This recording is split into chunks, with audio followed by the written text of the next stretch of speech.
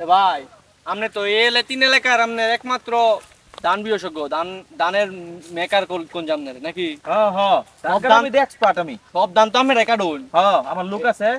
এই যে আমার 5 কাঠা খেত ন, এক পাই খেত কয়টা নিবেন কোন? কেন 5 কাঠা বেশি বেশি লাগে না আমার কাছে? ধরো মিয়া বেশি বেশি মিয়া, ধরো মিয়া কতবার কিনছি না 5 কাঠা খেত আমি, কত বছর 5 কাঠা খেত করে কিনছি আমি কোন বেশি বেশি?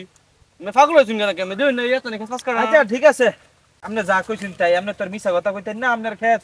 হ্যাঁ অনেক কত লাগবো মেয়ারে? আমরা তো ফাই গাড়ি 2000 টাকা কইরা, হ্যাঁ আপনি 100 টাকা কম দিন যে। 1900। হ্যাঁ 1900। আমি ভাই জোরাজোরি হই না, আপনার কথা রাখলাম। সে 2 দিন টাকাটা দেবেন আমারে। সমস্যা নাই, 2 দিনের ভিতরে ধান কিন্তু ধান বাইত ফাড়া লাগবো কিন্তু। বাইট পড়া দিব, সমস্যা নাই। তাহলে কারো নামে যাই আমি। আচ্ছা ঠিক আছে। ও চাচা, এদিকে। আচ্ছা আইতাছি কারণ। সালাম আলাইকুম। ওয়ালাইকুম আসসালাম। ভালো আছেন? আপনারা কি ধান কাটতাছুন? ওই যে ক্ষেতটা রইছিলাম একটা ও। দিবার লাগিয়া। কত দিয়ে লইছিলেন?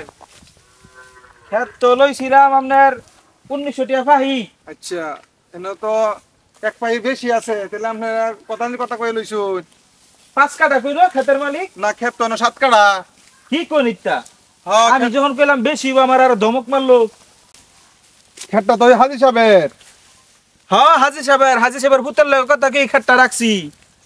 ও আচ্ছা, আপনি যে হাজি সাহেবের ক্ষেত লইছুন, এরা তো গরিব ঠকায় ভাত খা।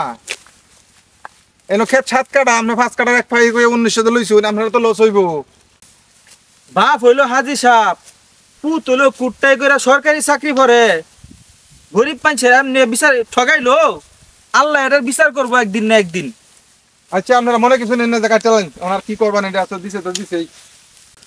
বর্তমানে একটা সময় বড়লোকরা যে যেভাবে পারে গরিবদেরকে নানাভাবে ঠকিয়ে তারা আর নিজেরা বড়লোক হতে চায়। কিন্তু এই যে গরিবরা সারাদিন রোদে পুড়ে কষ্ট করে, কিন্তু সেই অর্থ, তাদের যে পরিশ্রমের মূল্য কিন্তু সেটি তারা পায় না। গরিবরা সব জায়গায় কিন্তু এভাবেই ঠকে। তো এই ভিডিওটি করার মূল উদ্দেশ্য হলো, আপনারা যারা বড়লোক আছেন, আপনারা যারা এই যে এসব কৃষকদের দ্বারা জমিতে কাজ করান, তাদেরকে ন্যায্য মূল্যটি আপনারা তাদেরকে দিবেন, এই প্রত্যাশা করি। সকলকে ধন্যবাদ এতক্ষণ আমাদের সাথে থাকার জন্য।